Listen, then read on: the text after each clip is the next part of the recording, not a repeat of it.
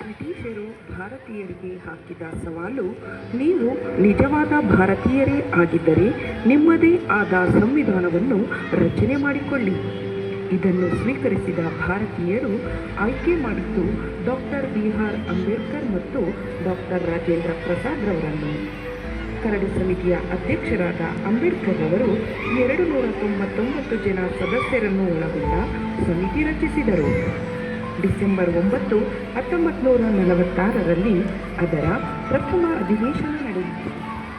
ಅಂಬೇಡ್ಕರ್ ಮತ್ತು ಅವರ ತಂಡ 3 ವರ್ಷಗಳ ಕಾಲ ಹಲವಾರು ರಾಷ್ಟ್ರಗಳನ್ನು ಸುತ್ತಿ ಭಾರತೀಯರಿಗೆ ಅನುಕೂಲವಾದಂತಹ ಮಾಹಿತಿಯನ್ನು ಸಂಗ್ರಹಿಸಿದರು. ಇದರಲ್ಲಿ 2473 ತಿದ್ದುಪಡಿಗಳನ್ನು ಮಾಡಿದರು. ಭಾರತದ ಪ್ರಥಮ ಕಾನೂನು ಮಂತ್ರಿ, ಭಾರತದ ಭಾಗ್ಯವಿಧಾತ, ಸಂವಿಧಾನ ಶಿಲ್ಪಿ ಡಾಕ್ಟರ್ ಬಿ.ಆರ್. ಅಂಬೇಡ್ಕರ್ ಅವರು 1949 ನವೆಂಬರ್ 26ರಂದು ಸಂವಿಧಾನವನ್ನು ಭಾರತ ಸರ್ಕಾರಕ್ಕೆ ನೀಡಿದರು.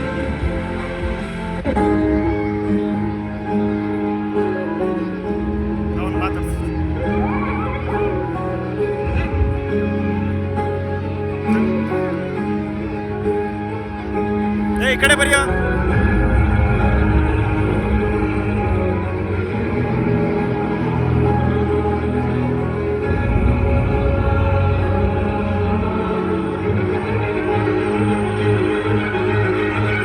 ಸಂವಿಧಾನಕ್ಕೆ ನೀನೆ ಶಿಲ್ಪಿಯು ದಾರಿದೀಪವು ನೀನೆ ಕಲಿಸಿಕೊಟ್ಟೆ ಸಮಾನತೆಯರು ಏಕತೆಯರು.